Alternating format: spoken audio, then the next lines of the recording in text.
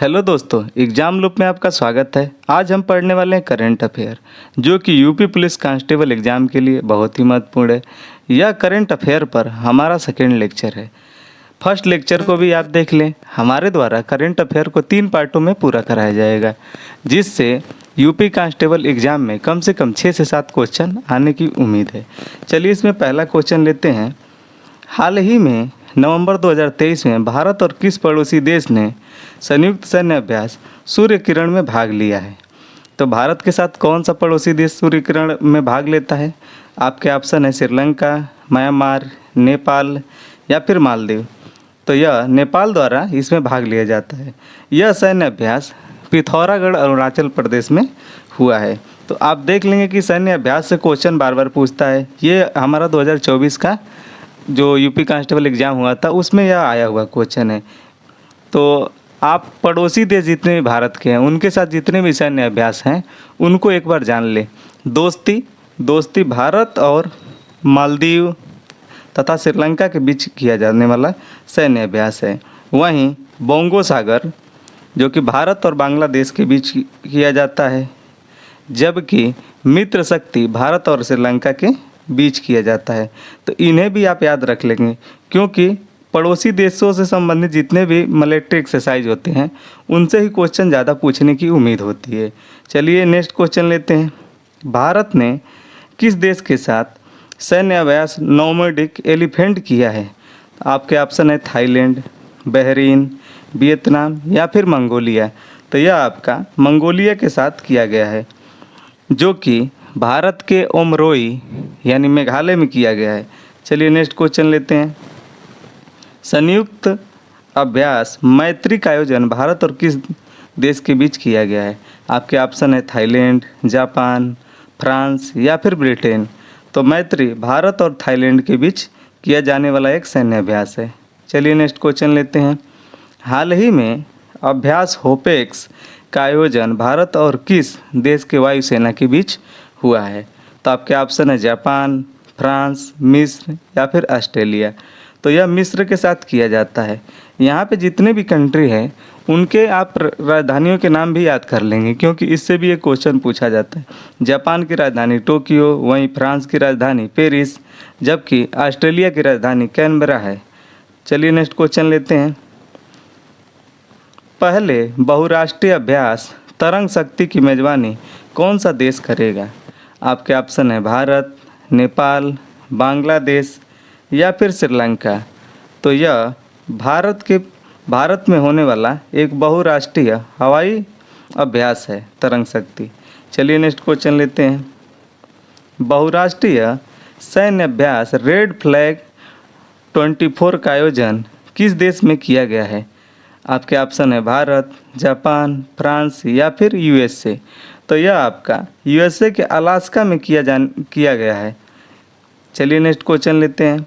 भारत और किस देश के मध्य आतंकवादी विरोधी अभ्यास तर्कस के 7वें संस्करण का आयोजन कलकत्ता में किया गया? आपके ऑप्शन है जर्मनी, फ्रांस, अमेरिका या फिर मलेशिया। तो भारत और अमेरिका के बीच ये जो है संयुक्त आतंकवादी विरोधी अभ्यास तर्कस का आयोजन किया गया है। चलिए नेक्स्ट क्वेश्चन लेते हैं।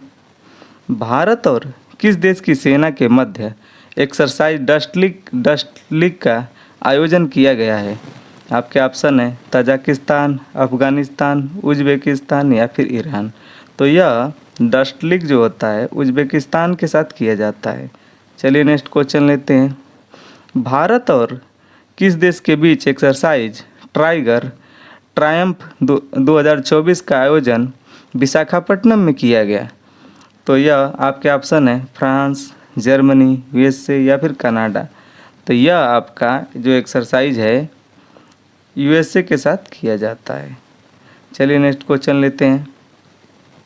समुद्री अभ्यास समुद्र लक्ष्मण भारत और किस देश के बीच आयोजन किया गया? आपके ऑप्शन है श्रीलंका, मलेशिया, इंडोनेशिया या फिर जापान। तो यह भारत और मलेशिया के बीच विशाखापट्टनम में किया गया है। चलिए नेक्स्ट क्वेश्चन लेते हैं। निवेश मित्र एप्लीकेशन भारत के निम्नलिखित में से किस राज्य की एक पहल है? यह क्वेश्चन यूपी कांस्टेबल 2024 में पूछा गया था। इसके ऑप्शन है उत्तर प्रदेश, तेलंगाना, गुजरात या फिर असम। तो यह उत्तर प्रदेश में किया गया था। तो यहाँ पे आप देख रहे होंगे कि जो भी यूपी से रिलेटेड करंट अफेयर है उनको बहुत ज़्यादा चांसेस है कि पूछा जाता है।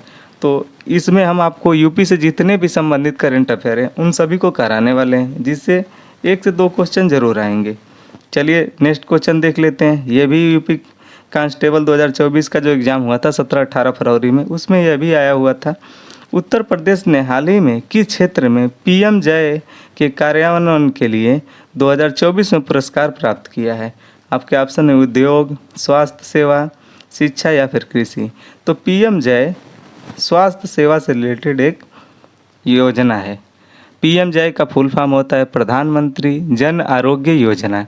यह दुनिया की सबसे बड़ी स्वास्थ्य बीमा योजना है। इसके तहत आयुष्मान कार्ड धारकों को सरकारी तथा निजी अस्पतालों में 5 लाख प्रति परिवार मुफ्त इलाज कराने का प्रावधान है। चलिए नेक्स्ट क्वेश्चन लेते हैं। सुरहाताल अभ्यारण्य, इसमें साइबेरियन और अन्य ठंडे क्षेत्रों से कई प्रवासी पक्षी भी आते हैं। उत्तर प्रदेश के निम्नलिखित में से किस जिले में स्थित है? आपके ऑप्शन है बलिया, एटा, गोंडा या फिर संत कबीर नगर। तो यह आपका सुरहाताल बलिया में स्थित है। तो ये देख रहे होंगे कि आपका 2024 में एग्ज़ाम हुआ कांस्टेबल में, उसमें यूपी स्पेशल से रिलेटेड जितने करंट अफेयर हैं उनमें ये तीसरा क्वेश्चन है। यानी हर सेट में आपको क्वेश्चन मिलने निश्चित रूप से तय हैं। वहीं बलिया यूपी का सबसे पूर्वी जिला भी है। चलिए नेक्स्ट क्वेश्चन लेते हैं। उत्तर प्रदेश के कौशाम्बी जिले के कौशाम्बी ब्लॉक ने नीति आयोग की एबीपी की पहल डेल्टा रैंकिंग में कौन सा स्थान हासिल किया है? चतुर्थ, द्वितीय, प्रथम या फिर पंचम। तो इसमें कौशाम्बी को द्वितीय स्थान मिला था। ये भी क्वेश्चन 2024 में पूछा गया था। इन्हीं को आधार बनाकर यूपी से रिलेटेड जितने भी करंट अफेयर हैं उनको हमने यहाँ पे शामिल किया है। देखते हैं पहला क्वेश्चन है, Tata power solar system limited ने हाल ही में घर घर सोलर पहल किस राज्य में शुरू किया है? आपके ऑप्शन है बिहार, मध्य प्रदेश, उत्तर प्रदेश या फिर राजस्थान। तो घर घर सोलर पावर यह आपका उत्तर प्रदेश से संबंधित पहल है। चलिए नेक्स्ट क्वेश्चन देखते हैं। अंतर्राष्ट्रीय खगोल संघ ने किस ग्रह पर खोजे गए 2 नए गड्ढों का नाम उत्तर प्रदेश और बिहार के 2 छोटे शहरों के नाम पर मुर्सन क्रेटर और हिल्सा क्रेटर रखने की मंजूरी दी है? तो यह किस ग्रह से रिलेटेड है? तो बुध ग्रह, मंगल ग्रह, शुक्र ग्रह या फिर शनि ग्रह। तो यह मंगल ग्रह से रिलेटेड है। मुर्सन शहर है जो वो यूपी से संबंधित है, जबकि हिल्सा बिहार का एक शहर है। चलिए नेक्स्ट क्वेश्चन लेते हैं। लाल सिर वाले गिद्धों के लिए दुनिया का पहला संरक्षण केंद्र किस राज्य में स्थापित किया जाएगा? आपके ऑप्शन है बिहार, उत्तर प्रदेश, मध्य प्रदेश या फिर असम। तो लाल सिर वाले गिद्धों के संरक्षण के लिए उत्तर प्रदेश में दुनिया का पहला संरक्षण केंद्र खोला जाएगा। चलिए नेक्स्ट क्वेश्चन लेते हैं। चर्चा में रहा सुहलवा वन्य जीव अभ्यारण्य किस राज्य में है? आपके ऑप्शन है मध्य प्रदेश, राजस्थान, उड़ीसा या फिर उत्तर प्रदेश। तो सुहेलवा वन्य जीव अभ्यारण्य उत्तर प्रदेश से संबंधित है, जो कि हिमालय के तराई, बहराइच और श्रावस्ती में पड़ता है। चलिए नेक्स्ट क्वेश्चन लेते हैं। अयोध्या में श्री राम सूर्य तिलक कार्यक्रम में किस भारतीय संस्थान ने अहम भूमिका निभाई है? आपके ऑप्शन है IIT Varanasi, IIT Delhi, Indian institute of astrophysics या फिर IIT बेंगलुरु। तो इसमें श्री राम सूर्य तिलक कार्यक्रम में इंडियन इंस्टीट्यूट ऑफ एस्ट्रोफिजिक्स ने अहम भूमिका निभाई। चलिए नेक्स्ट क्वेश्चन देखते हैं। किस राज्य के तिरंगा बर्फी और ढुलुआ मूर्ति को GI टैग दिया गया है? आपके ऑप्शन है पंजाब, हरियाणा, उत्तर प्रदेश या फिर मध्य प्रदेश। तो तिरंगा बर्फी और ढुलुआ मूर्ति को GI टैग मिला है, जो कि उत्तर प्रदेश से संबंधित है। चलिए नेक्स्ट क्वेश्चन लेते हैं। किस राज्य की पुलिस ने अपराधियों पर नकेल कसने के लिए अत्याधुनिक digital platform Trinetra app 2.0 launch किया है? आपके ऑप्शन है मध्य प्रदेश, असम, उत्तर प्रदेश या फिर बिहार।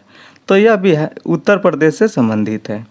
दोस्तों यह क्वेश्चन बिल्कुल यूपी जो कांस्टेबल एग्ज़ाम होने वाला है उसके किसी न किसी शिफ्ट में ज़रूर देखने को मिलेगा, क्योंकि यह यूपी पुलिस के द्वारा ही शुरू किया गया है।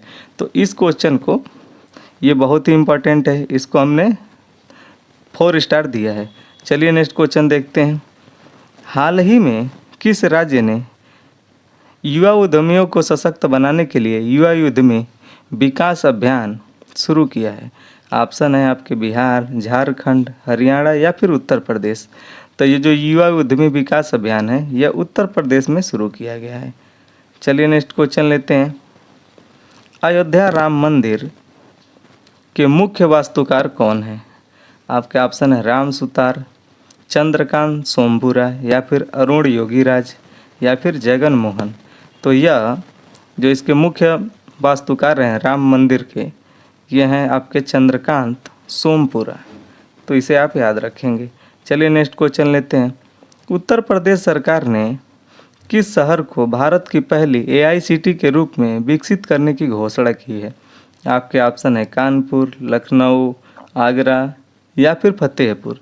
तो पहली AICTE जो भारत की बनेगी वो लखनऊ में बनाई जाएगी। चलिए नेक्स्ट क्वेश्चन लेते हैं।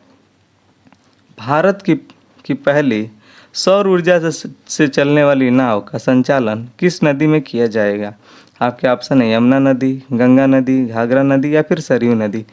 तो सौर ऊर्जा से चलने वाली पहली नाव भारत की है जो सरयू नदी में इसका संचालन किया जाएगा। यह भी बहुत महत्वपूर्ण क्वेश्चन है, इसको आप याद रखेंगे। चलिए नेक्स्ट क्वेश्चन लेते हैं। स्वच्छ सर्वेक्षण 2023 में किस 2 शहरों को सबसे स्वच्छ गंगा शहर का अवार्ड मिला है? आपके ऑप्शन है वाराणसी और कानपुर, वाराणसी और प्रयागराज, कानपुर और प्रयागराज या फिर प्रयागराज और गाजीपुर।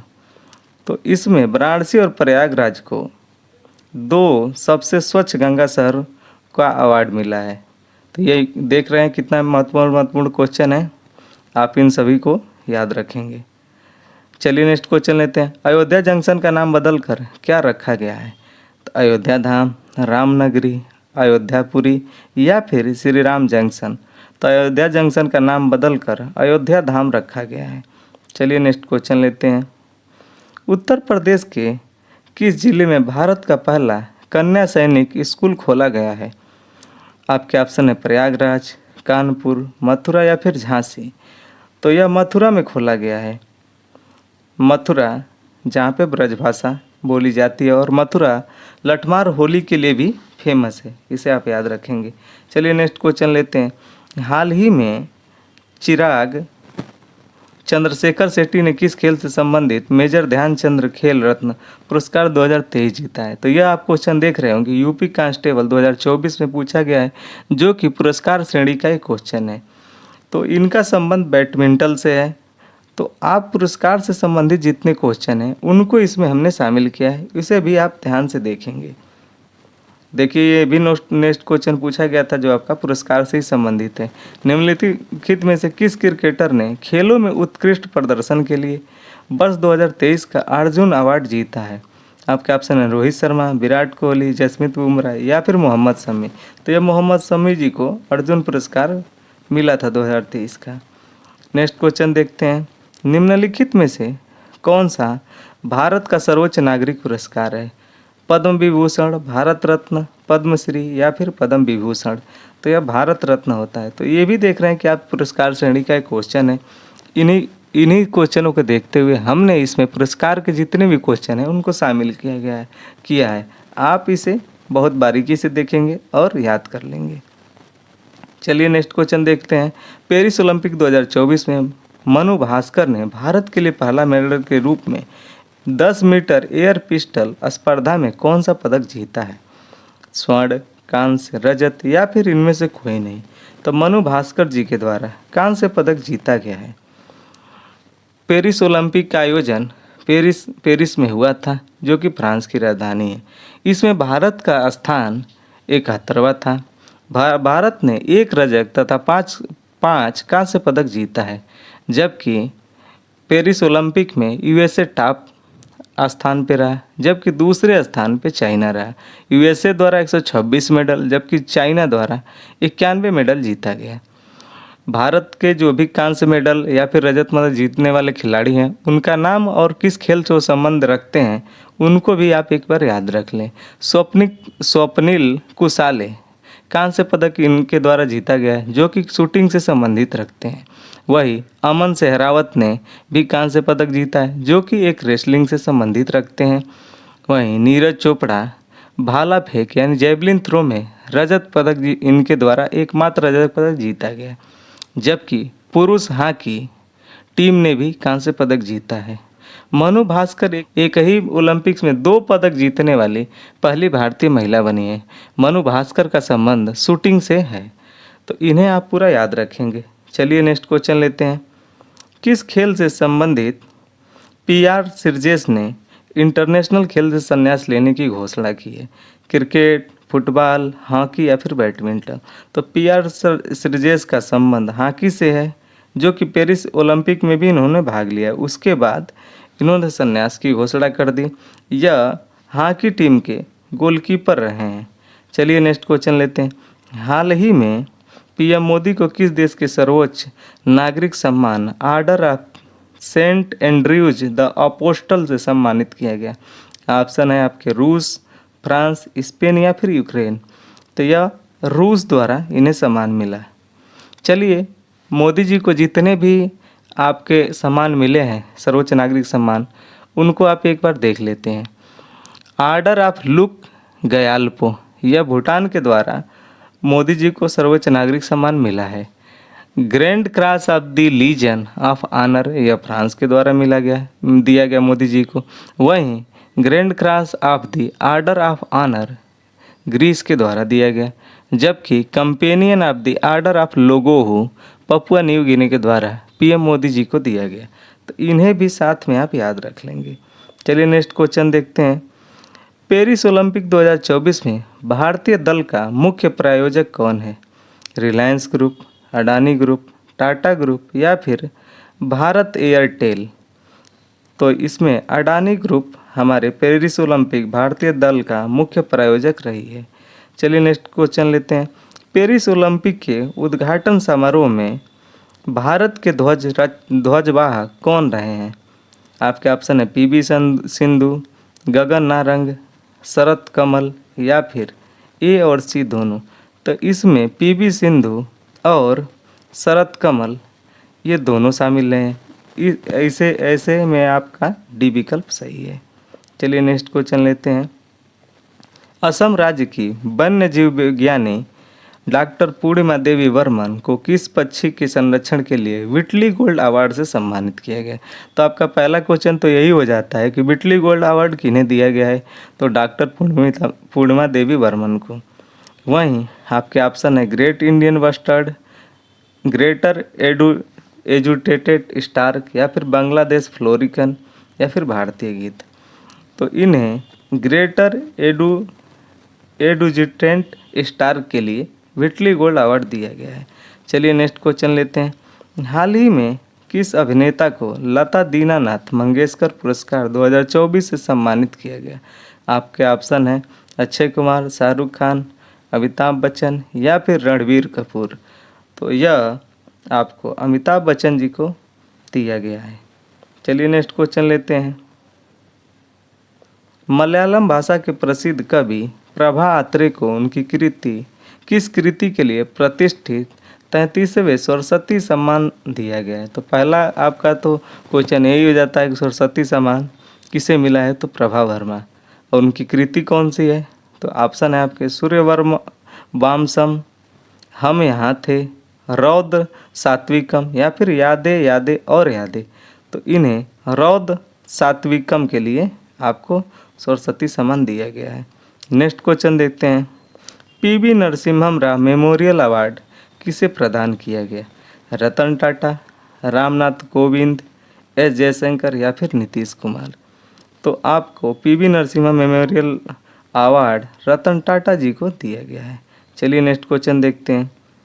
वर्ष 2024 में Dada Saheb Phalke international film festival award में किसे बेस्ट फिल्म का पुरस्कार मिला है? ऑप्शन है आपके एनिमल, 12th फेल, पठान या फिर जवान। तो Dada Saheb Phalke international film festival में जवान को सर्वश्रेष्ठ फिल्म का अवार्ड मिला है, जबकि दादा साहब फाल्के इंटरनेशनल फिल्म में सर्वश्रेष्ठ अभिनेता का अवार्ड शाहरुख खान को दिया गया है। वहीं सर्वश्रेष्ठ अभिनेत्री का अवार्ड रानी मुखर्जी जी को दिया गया है। इसमें जो आपका 12th फेल है, इसे भी फिल्म फेयर पुरस्कार 2024 के तहत सर्वश्रेष्ठ फिल्म का अवार्ड मिला है। चलिए नेक्स्ट क्वेश्चन देखते हैं। हाल ही में कर्पूरी ठाकुर, लाल कृष्ण अडवाणी, नरसिम्हा राव, चौधरी चरण सिंह और एम स्वामीनाथन को भारत रत्न सम्मान मिला है। इस प्रकार अब तक कुल कितने हस्तियों को यह पुरस्कार मिला है? आपके ऑप्शन 51, 53, 56 या फिर 59। तो यहाँ पे 53 हो गया अब इनकी संख्या। चलिए इनके बारे में कुछ जान लेते हैं। कर्पूरी ठाकुर बिहार के समस्तीपुर जिले से संबंध रखती हैं। यह भारत के 11वें प्रधानमंत्री भी रह चुके हैं, जबकि लाल कृष्ण आडवाणी का जन्म कराची में हुआ था, जो अब पाकिस्तान में स्थित है। एम स्वामीनाथन हरित क्रांति के पहले जनक हैं और इनका भी जन्म तमिलनाडु में हुआ था, जिनका पिछले साल ही निधन हो गया। पीवी नरसिम्हन राव का जन्म तेलंगाना में हुआ था, जो कि भारत के 9वें प्रधानमंत्री थे। वहीं चौधरी चरण सिंह यूपी के मेरठ जिले से संबंधित थे तथा ये भारत के 5वें प्रधानमंत्री के रूप में कार्य कर चुके हैं। चलिए नेक्स्ट क्वेश्चन लेते हैं। साहित्य अकादमी 2023 में किस उपन्यासकार का उनके उपन्यास मुझे पहचानो के लिए हिंदी भाषा का पुरस्कार मिला है? तो साहित्य अकादमी पुरस्कार हिंदी भाषा के लिए किन्हें दिया गया है? आपके ऑप्शन है संजीव, विनोद जोशी, विजय वर्मा या फिर बासुकीनाथ झा। तो यहाँ पे आपको संजीव को मिला है। चलिए नेक्स्ट और भी इसके बारे में जान लेते हैं कि अंग्रेजी भाषा किसको मिला है। तो साहित्य अकादमी पुरस्कार अंग्रेजी भाषा के लिए नीलम शरण गौर, जिनका उपन्यास है रेक्यूम इन राग जानकी। वहीं संस्कृत के लिए अरुण रंजन मिश्र को उनकी कविता शून्य मेघ गानम के लिए मिला है। तो इन्हें भी आप जान लेंगे। चलिए नेक्स्ट क्वेश्चन लेते हैं। किसे हाल ही में भूटान के प्रतिष्ठित national order of merit gold medal से सम्मानित किया गया? आपके ऑप्शन है एस जयशंकर, ममता बनर्जी, जया बच्चन या फिर पूनम खेत्रपाल सिंह। तो यह पूनम खेत्रपाल सिंह जी को मिला है। चलिए नेक्स्ट क्वेश्चन देखते हैं। किसे टाइम मैगजीन द्वारा पर्सन ऑफ द ईयर के रूप में नामित किया गया है? आपके ऑप्शन है Narendra Modi, Giorgia Meloni, Taylor Swift या फिर जो बाइडन। तो यह टेलर स्विफ्ट को मिला है। चलिए नेक्स्ट क्वेश्चन देखते हैं। हाल ही में चर्चा में रहा ऐतिहासिक अभिलेख आयोग किस भारतीय मंत्रालय के तहत कार्यरत है? तो यहाँ पे जो भी क्वेश्चन शामिल किए गए हैं वह किस मंत्रालय द्वारा कोई भी योजना लॉन्च किया गया है या फिर कोई भी पहल लॉन्च किया गया है, इससे रिलेटेड क्वेश्चन आपको previous year UP constable exam में देखने को मिला है। इसी को देखते हुए हमने करेंट अफेयर के इन क्वेश्चनों को यहाँ पे लिया है। तो आप इनको बारीकी से देखेंगे। आपका इसमें पहला ऑप्शन है गृह मंत्रालय, विज्ञान एवं प्रौद्योगिकी मंत्रालय, संस्कृति मंत्रालय या फिर खान मंत्रालय। तो ये ऐतिहासिक अभिलेख आयोग ये आपका संस्कृति मंत्रालय का एक कार्यक्रम है। चलिए नेक्स्ट क्वेश्चन देखते हैं। किस मंत्रालय ने स्वच्छता और पर्यावरणीय स्थिरता को बढ़ावा देने के लिए स्वच्छता पखवाड़े का शुभारंभ किया है? आपके ऑप्शन है सहकारिता मंत्रालय, जल शक्ति मंत्रालय, पूर्वोत्तर क्षेत्र विकास मंत्रालय या फिर आवास एवं शहरी कार्य मंत्रालय। तो यह आवास एवं शहरी कार्य मंत्रालय का एक के द्वारा प्रारंभ किया गया है। चलिए नेक्स्ट देखते हैं। भारत निर्वाचन आयोग ने किस राज्य में मिशन 414 अभियान शुरू किया है? आपके ऑप्शन हिमाचल प्रदेश, बिहार, झारखंड या फिर नागालैंड। तो यह हिमाचल प्रदेश के में शुरू किया गया है भारत के निर्वाचन आयोग द्वारा मिशन 1414। चलिए नेक्स्ट क्वेश्चन देखते हैं। चुनाव आयोग ने किसके साथ लेकर मेरा वोट देश के लिए अभियान शुरू किया है? तो ये आपके ऑप्शन है गृह मंत्रालय, शिक्षा मंत्रालय, पंचायती राज मंत्रालय या फिर विदेश मंत्रालय। तो यह शिक्षा मंत्रालय के साथ मिलकर शुरू किया गया। चलिए नेक्स्ट क्वेश्चन देखते हैं। पीएम विश्वकर्मा योजना किस मंत्रालय द्वारा शुरू किया गया है? आपके ऑप्शन है कृषि मंत्रालय, ग्रामीण विकास मंत्रालय, सूक्ष्म लघु और मध्यम उद्योग मंत्रालय या फिर ग्रामीण विकास और पंचायती राज मंत्रालय। तो यह पीएम विश्वकर्मा योजना सूक्ष्म एवं लघु और मध्यम उद्योग मंत्रालय द्वारा शुरू किया गया है। पीएम विश्वकर्मा योजना का शुभारंभ 17 सितंबर 2023 को नई दिल्ली से नरेंद्र मोदी जी के द्वारा किया गया था। इसका उद्देश्य पारंपरिक शिल्पकारों और कारीगरों के 30 लाख परिवारों को बिना गारंटी के न्यूनतम ब्याज दर पर ऋण मुहैया कराना है। इसके लिए 13,000 करोड़ का बजट प्रावधान किया गया। इसके तहत 18 शिल्पकारों को 18 प्रकार के प्रारंभिक शिल्पों को शामिल किया गया है। चलिए नेक्स्ट क्वेश्चन देखते हैं। वन नेशन वन इलेक्शन समिति के अध्यक्ष कौन है? आपके ऑप्शन है रामनाथ कोविंद, मोहम्मद हाशिम अंसारी या फिर डॉक्टर मनमोहन सिंह या फिर अभिताभ कांत। तो ये हैं आपके रामनाथ कोविंद जी। चलिए नेक्स्ट क्वेश्चन लेते हैं। मेरा गांव मेरी धरोहर प्रोग्राम किस मंत्रालय की एक पहल है? आपके ऑप्शन है ग्रामीण विकास मंत्रालय, कृषि मंत्रालय, पंचायती राज मंत्रालय या फिर संस्कृति मंत्रालय। तो यह एक सांस्कृतिक मंत्रालय की पहल है। चलिए नेक्स्ट क्वेश्चन देखते हैं। अखिल भारतीय अभियान हमारा संविधान हमारा सम्मान का उद्घाटन किसने किया? जगदीप धनखड़, राजनाथ सिंह या फिर अमित शाह या फिर जयशंकर प्रसाद जी। तो यह जगदीप धनखड़ जी के द्वारा इसका उद्घाटन किया गया। चलिए नेक्स्ट क्वेश्चन लेते हैं। हाल ही में स्वदेश दर्शन 2.0 योजना में किस वन्यजीव अभ्यारण्य को शामिल किया गया है? आपके ऑप्शन है कोटागढ़ वन्यजीव अभ्यारण्य, सुनावेड़ा वन्यजीव अभ्यारण्य या फिर हदागढ़ वन्यजीव अभ्यारण्य या फिर डेबरीगढ़ वन्यजीव अभ्यारण्य। तो इसमें स्वदेश दर्शन 2.0 योजना के तहत डेबरीगढ़ वन्यजीव अभ्यारण्य को शामिल किया गया है। नेक्स्ट क्वेश्चन लेते हैं। भूमि राशि पोर्टल किस मंत्रालय की एक पहल है? कृषि मंत्रालय, ग्रामीण विकास मंत्रालय, सड़क और परिवहन राज्य मंत्रालय या फिर सहकारिता मंत्रालय। तो यह सड़क परिवहन और राज्य मंत्रालय की एक पहल है। चलिए नेक्स्ट क्वेश्चन लेते हैं। विकसित भारत 2047 22 ऑफ यूथ पहल किसने शुरू किया है? आपके ऑप्शन है नरेंद्र मोदी, अमित शाह, राजनाथ सिंह या फिर अनुराग ठाकुर। तो यह आपका नरेंद्र मोदी जी के द्वारा शुरू किया गया एक पहल है। चलिए नेक्स्ट क्वेश्चन लेते हैं। समृद्धि कॉन्क्लेव नामक डीप टेक स्टार्टअप प्रोत्साहन अभियान कहाँ शुरू किया गया है? IIT दिल्ली, IIT रोपड़, IIT खड़गपुर या फिर IIT मुंबई। तो यह आपका IIT रोपड़ में शुरू किया गया। चलिए नेक्स्ट क्वेश्चन लेते हैं।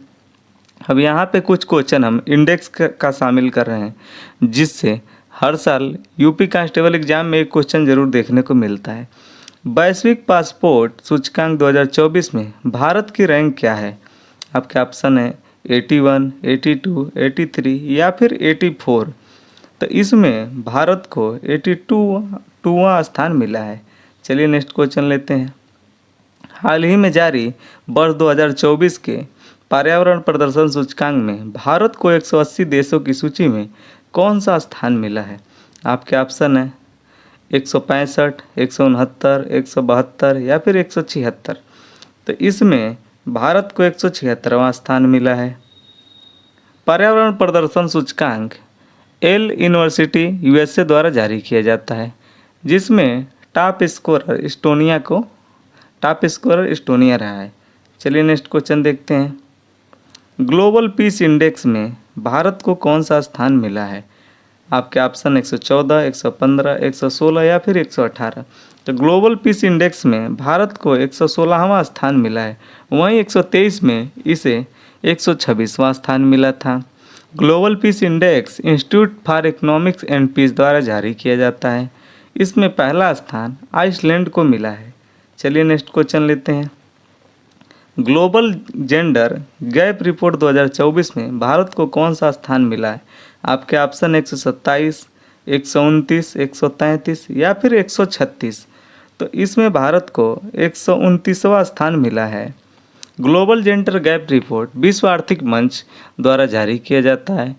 इसमें पहला स्थान आइसलैंड को प्राप्त हुआ है।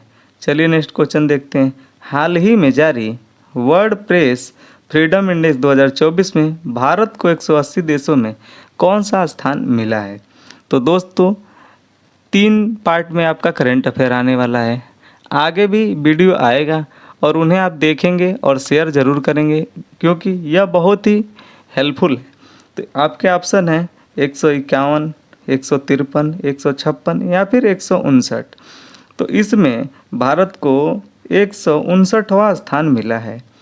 World press freedom index reporters without border के द्वारा जारी किया जाता है, जो कि फ्रांस की एक संस्था है। इसमें टॉप स्थान नॉर्वे को मिला है। Thank you for watching. दोस्तों चैनल को लाइक शेयर और सब्सक्राइब करना ना भूलें।